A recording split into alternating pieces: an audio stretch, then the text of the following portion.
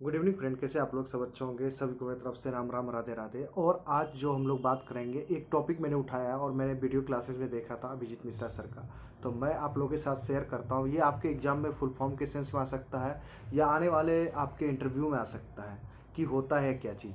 तो वो टॉपिक का नाम है IRRBB, मतलब IRRBB। इसका मतलब होता है interest rate risk in banking book. अभी आरबीआई के द्वारा गाइडलाइंस जारी किया गया हुआ है, ठीक है। तो IRRBB मतलब interest rate risk in banking book. अब ये होता क्या है, तो सबसे पहली बात है कि इसको जानने के लिए थोड़ा सा एक सिनेरियो क्रिएट करते हैं। जैसे कि हमारा देश है, ठीक है। तो आरबीआई बोलता है क्या कि हमारे देश में ना एक लेवल में पैसा होना चाहिए। अगर उस लेवल से ज़्यादा पैसा जाता है तो फिर दिक्कत आना स्टार्ट हो गया, जैसे लाइक इन्फ्लेशन ये सब आना स्टार्ट हो गया। तो मान लो कि एक लेवल में पैसा ज़्यादा आ गया, तो आरबीआई अगर पैसा ज़्यादा होगा तो क्या होगा, डिमांड बढ़ जाएगा आपका।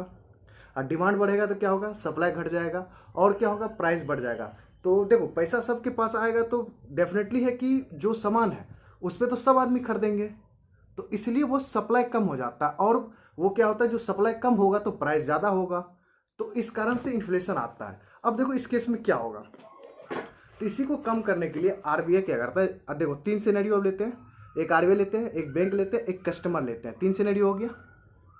और सबसे पहली बात इसमें अब क्या करेंगे, तो अब देखो क्या करता है, बैंक आरबीआई से रेपो रेट पे लोन लेता है। अब वही लोन लेने के बाद क्या करता है, वो बैंक अपने कस्टमर को लोन देता है, ठीक है। क्या किया, बैंक आरबीआई से लोन लिया रेपो रेट पे, फिर बैंक क्या किया, अपने कस्टमर को पैसा दिया।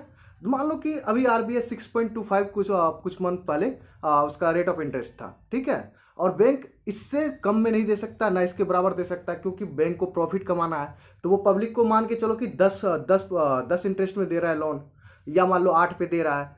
तो फिर आरबीआई करा कि अच्छा कम है, इसका मतलब पैसा अभी मार्केट में ज़्यादा है, तो मैं थोड़ा सा रेपो रेट को और बढ़ा देता हूँ जो बैंक ले रहा है लोन।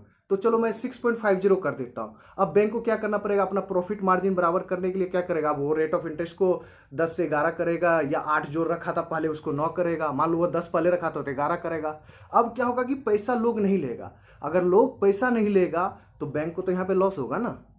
तो इसी लॉस को कहते हैं interest rate risk in banking sector. और इसलिए गाइडलाइन जारी होता है कि फ्यूचर या आपके जो आगे आने वाले फ्यूचर है 1-2 साल में जो आएंगे, तो इसी डेटा पे आपको पता चलेगा कि हाँ बैंक क्या इन्फ्लेशन को कंट्रोल कर रही है या लॉस में जा रही है। तो यही चीज़ होता है, पूरा सिनेरियो यही था। तो आप लोग समझ गए होंगे, ठीक है।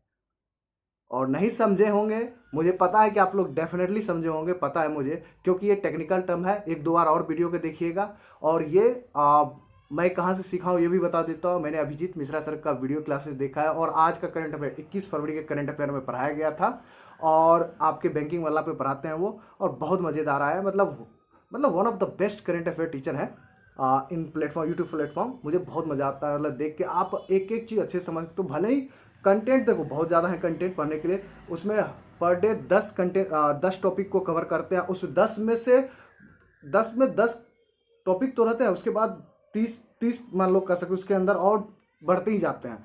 तो आप वीडियो क्लासेस देखो, और वीकली आप वीडियो क्लासेस पूरा देखो करो, और वीकली लास्ट में सैटरडे संडे आप किसी और का पीडीएफ पढ़ा करो, जिसमें मैं बोलता हूँ हमेशा कि अपरिचित सर का पढ़ा करो, बहुत मज़ेदार होगा, ठीक है। और आपको कोई और डाउट पूछना है तो मेरे टेलीग्राम ग्रुप पे जुड़िए और कमेंट बॉक्स में पूछिए। मैं अपने टेलीग्राम कमेंट बॉक्स में आपको टेलीग्राम पिन कर दूंगा, वहाँ से आपको जो भी आपको डाउट हो, कुछ भी पूछना हो तो मुझसे पूछ सकते हैं। जुड़िए मेरे टेलीग्राम को और सब्सक्राइब कीजिए। Thank you very much.